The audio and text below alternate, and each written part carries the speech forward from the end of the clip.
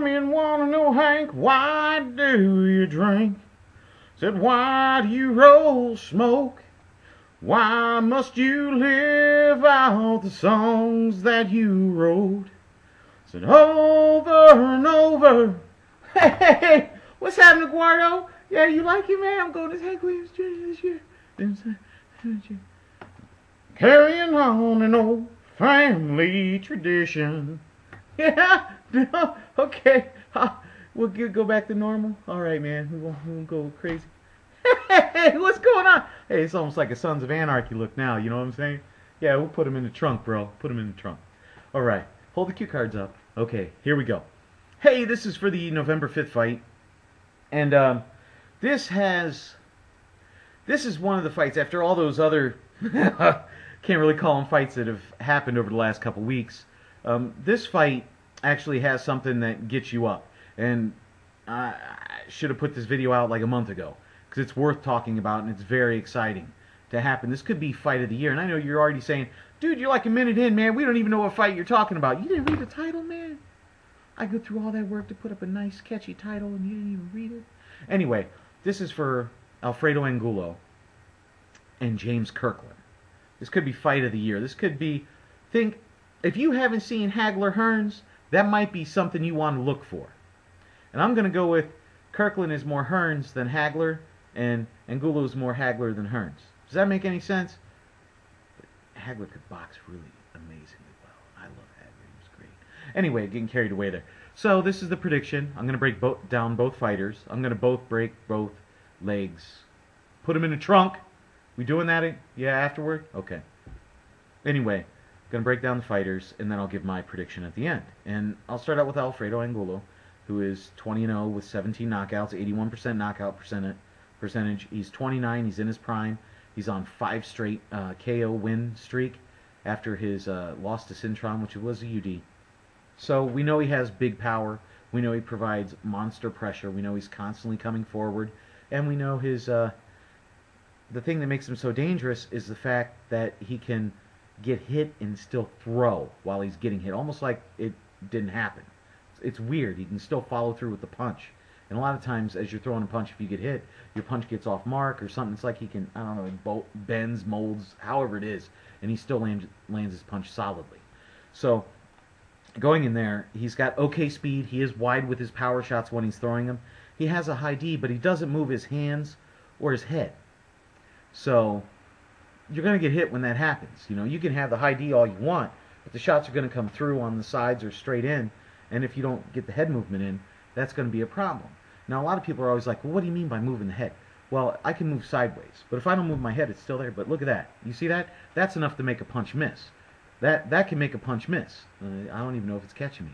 Anyway, when you're looking at that, he's slow, he's methodical, he keeps coming forward.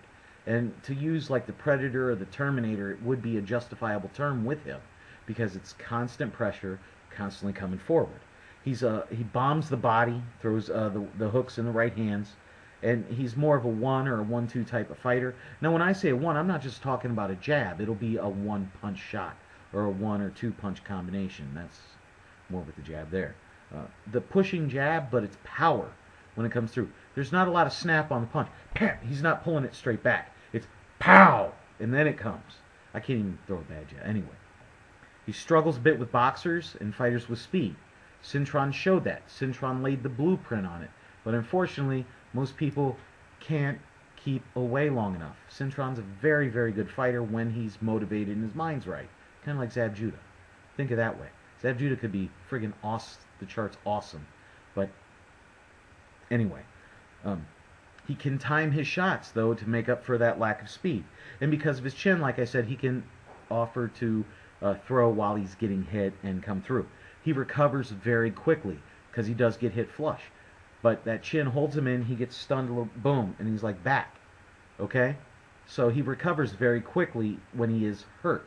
So it's very dangerous. Boom, you think you got him hurt, but he's already recovered, and he catches you because usually when people wind up, they leave themselves a little bit open, and he can go in there and give you some love. You know, they have a common opponent. They both fought Joel Julio, and they both beat Joel Julio. In fact, they both knocked out Joel Julio. So in that, I mean, Kirkland did it a little earlier than Angulo did, but Angulo still knocked him out. Going over to James Kirkland, who is 29-1 with 26 knockouts for an 88% knockout ratio, or 87%. This is his 6th fight this year, after a 2.5 years of the fights. And when you look at that, he's a southpaw, vicious, vicious puncher. He's got 2-3 fights ago, though, he did get knocked out. And, so that brings up questions of his chin. Because when you look at his actual fights and stuff like that, he's only went 10 rounds once. And in 3 fights, there's only been 3 fights of the 30 that have went past 4 rounds. So he's a freakishly fast starter, massive power in every punch he throws. He goes to the body, crazy goes to the body, massive body shots, and this is a step up in competition for him. So when we look at all this stuff, he got hurt and did not recover, looked bad in it. And the guy that did it to him only had 7 knockouts. He was at about a 21 or 22% knockout ratio, if that, when it happened, when the fight happened. So, that kind of worries you. And now his 4 wins, they were 4 knockouts. But you have to worry about that rust. You can't take those big... Muhammad Ali was never the same when he went in and when he came back. He was never the same fighter. He was still very, very good, borderline great when he came back. But after he was gone, lost his prime, because Kirkland, he's 27, but he spent, 3.5 years of his prime, almost 4 years of his prime in jail. So, that never helps you. You know what I'm saying? Not training like for this stuff. He's got good hand speed. He attacks. He works the high-low, the jabs, the 1-2s, the straights. All this is pounding power. It's the lefts to the body, the uppercuts, but he drops the right when he's loading the left. Whenever he loads up on the left, that right hand disappears. He can be timed. He can be caught. He's open for lead right hands. His D is okay, but he bends forward. He bends at the waist too much. And what I mean by that is he just comes forward and down. And that's what he does. Now, with the waist, you can go side to side, and you can roll and you can do all that good stuff. Rolling, not bad. Just bending straight down at the waist, not good. You see what I'm saying? So you have to watch that. He has one shot and cumulative power.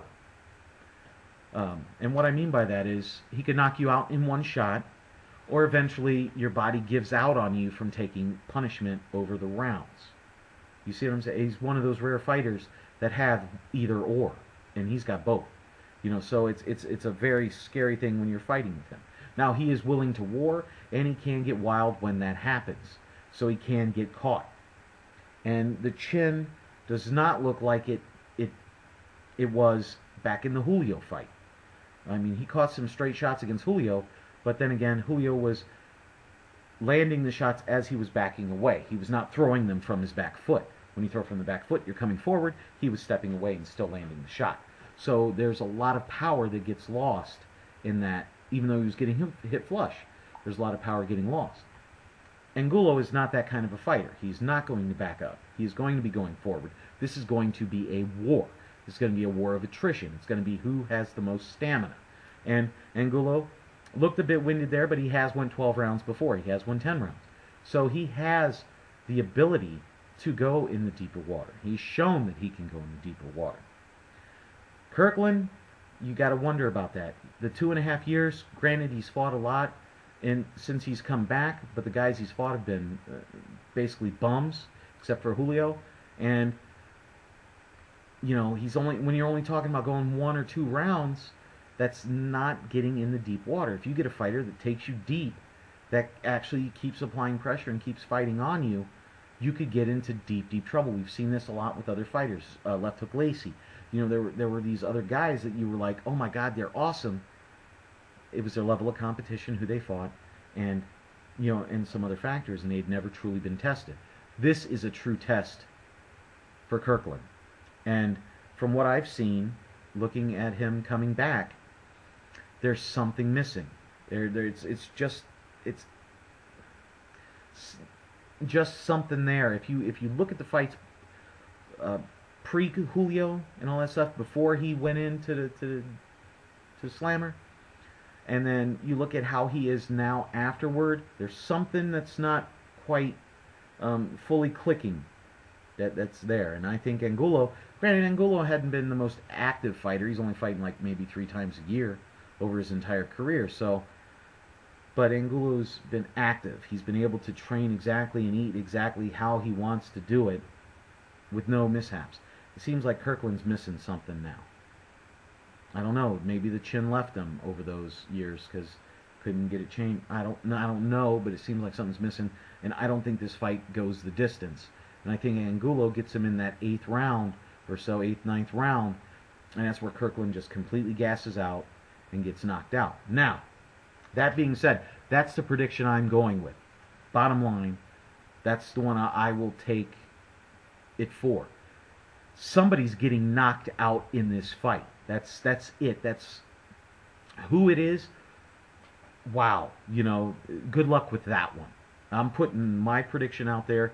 You put yours out. You know, let's talk about it, comment about it. You know, go over it. We got a week to discuss this, and we'll see. You know, that's the great thing, is we're gonna see who wins this fight. So,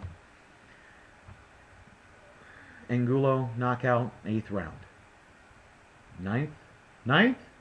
No, I reserved that for the Klitschko's. 9th or 10th is Klitschko territory. I'm going 8 on this one, okay? If you just scratch out the 9, I'm going 8. Come on, man. Don't make me go all Hank on you. All right. Well, hey, this is Bigragu. You guys have a wonderful weekend, and happy Halloween and all that good stuff. And comment, rate, subscribe. Be my friend. Be Guardo's friend. Guardo doesn't have any friends. Nobody likes him. No, nobody likes you, man. I'm just saying. Anyway, Bigragu, I'm out.